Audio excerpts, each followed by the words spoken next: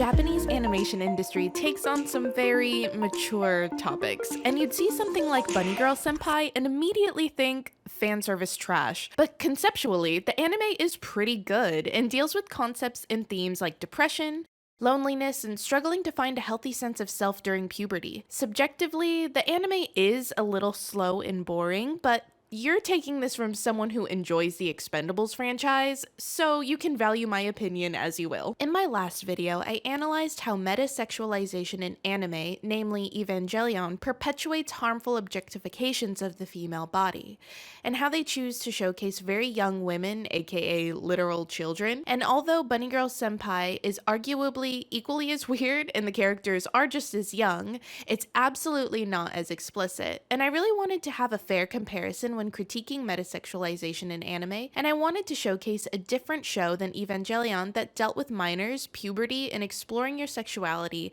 in a more healthy way. So Bunny Girl Senpai is not perfect, but what is? So welcome back. I'm Reese, and this is Reese Gray Analyzes. Thanks for waiting 6 months, and I'm very excited that you guys decided to adventure with me today. On Reese Gray Analyzes, we look at creations and experiences in art, media, music, and even video games to explore exactly why we think the way we think, question what we believe, and learn something new. So in case you haven't seen Bunny Girl Senpai, it revolves around our bunny girl, Mai Sakurajima, who is a child mega celebrity star who happens to go to the same high school as our main schoolboy Sakuta. They've known each other since childhood, and Mai currently goes to school full-time as a high school student as she's on hiatus from acting. So our bunny girl Mai Sakurajima. So what's the bunny suit for? What is the reason? Well, the reasoning is that she's going as far as wearing a bunny suit in a public library to test if anyone can see her, because she realizes that she is slowly disappearing because of something called puberty syndrome. Puberty syndrome is basically just a phrase to explain the real-life crazy hormone experiences that you go through during adolescence and those weird emotional changes that come as a result of sensitivity and instability because of your hormones. So what this anime does is make emotional pain manifest physically.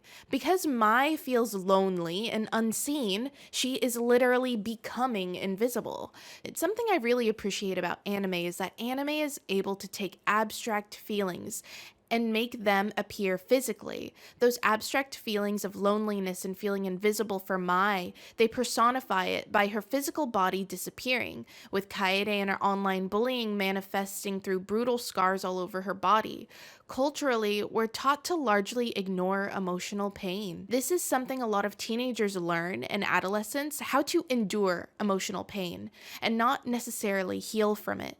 And so seeing the depth of these emotional issues manifested physically with scars and invisibility, it gives us the perspective into the true severity of emotional pain. So a celebrity wearing a bunny suit in a library would be a surefire way to get attention and test the hypothesis that you are indeed invisible.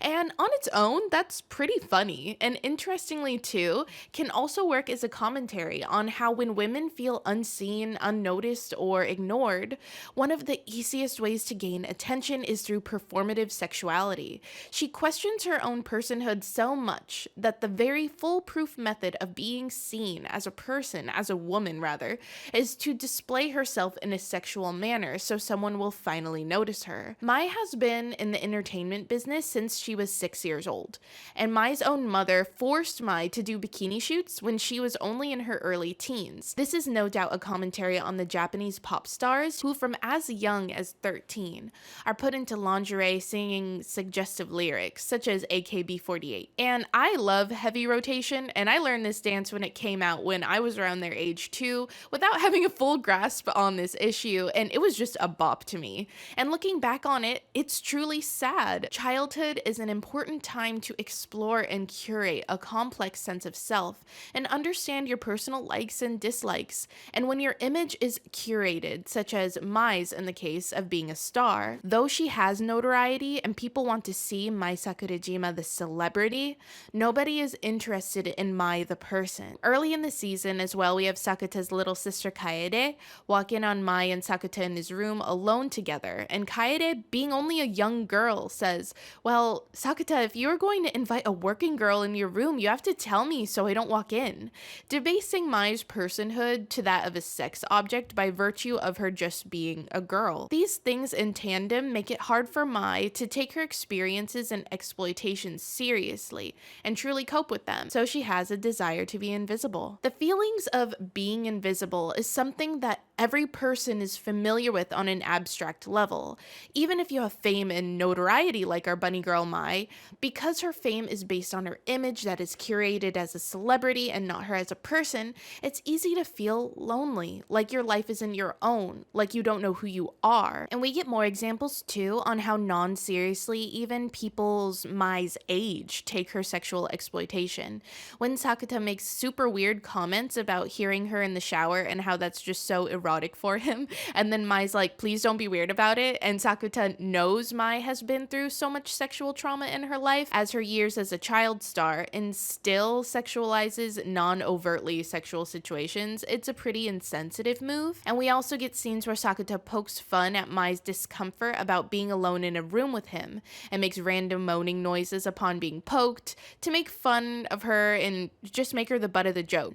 So she is left with the desire to be invisible, to finally explore the type of person she wants to be, not the type of person everyone expects her to be. And if you're wondering, no, Mai's mother cannot even see her because Mai's mom doesn't value Mai as a person, but as a product, a young girl to sell and make money off of from her sexuality. Then we're left with the question of, okay, then why does this dude Sakuta, why is he so special? And why can he see our bunny girl, although she's suffering from this puberty syndrome that makes her disappear? Sakuta can see Mai in the library and no one else can. And this is because we eventually find out that he genuinely cares for her. We are hinted at this in little moments in the show at a train station when Sakuta stands up for Mai when a couple is being creepy and taking pictures of Mai without her consent because she's a celebrity. So Sakuta steps in and swipes the phone away. So Sakuta cares for her genuinely as a person, not as just a celebrity.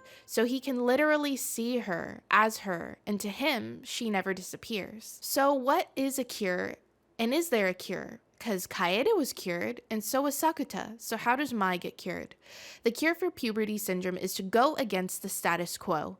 Most people decide to do things based on what other people around them do, or go with the flow, or go with the status quo, with whatever's expected, out of fear that sticking out will lead to rejection by everyone else. In Japan especially, we have a concept called Kuuki Yomenai. It's abbreviated as KY. Directly translated, you can't read the atmosphere, or in colloquial English, you can't read the room. Japanese culture is extremely non-confrontational, where straight up rejecting people is a no-no.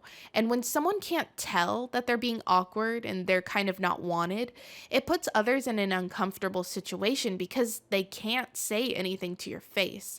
So if you can't read the room and act accordingly, you'll be labeled as KY or Kuuki Yomenai, or awkward. But to cure your puberty syndrome, you have to be sincere and willing to be awkward, genuine, and stand out. But the anxiety of being labeled as KY makes you feel either like you'd just rather be invisible, or that you're already invisible to everyone else so they don't have to deal with you. So Mai, despite her prestige, wished to blend in so that she could try and figure out who she was and who she wanted to be. But in turn, it made her simply disappear. One of the core reasons Sakuta was able to see Mai is because they had a genuine connection, because he had memories of studying for tests together.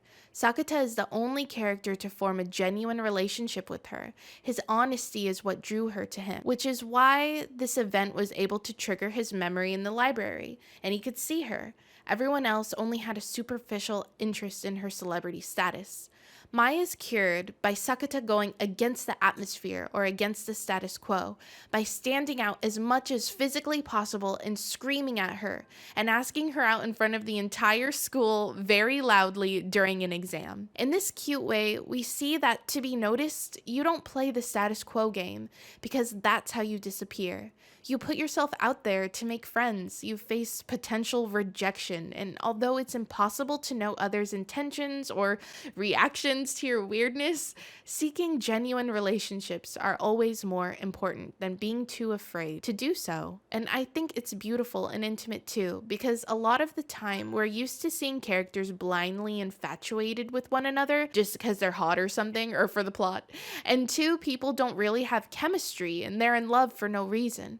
However, between Mai and Sakata, something as innocent and mundane as studying for a test together, just spending time with someone, can be the start of something beautiful, intimate, and real. And at the end of the day, appreciating simple moments of togetherness is such a special part about being human. And it's these small shared intimate moments that make you into the person that you are and that other people remember. So please let me know what you guys think about Bunny Girl Senpai, and I'm sure because the subjectivity of love and intimacy, guys, all experience this show in so many different ways. So which scene meant the most to you? Maybe you felt the same as me, maybe different. So do let me know in the comments, and I appreciate you guys and love you all so much. If you made it this far, please be sure to like and subscribe. Follow me on IG and TikTok, links in description. Okay, love you. Bye.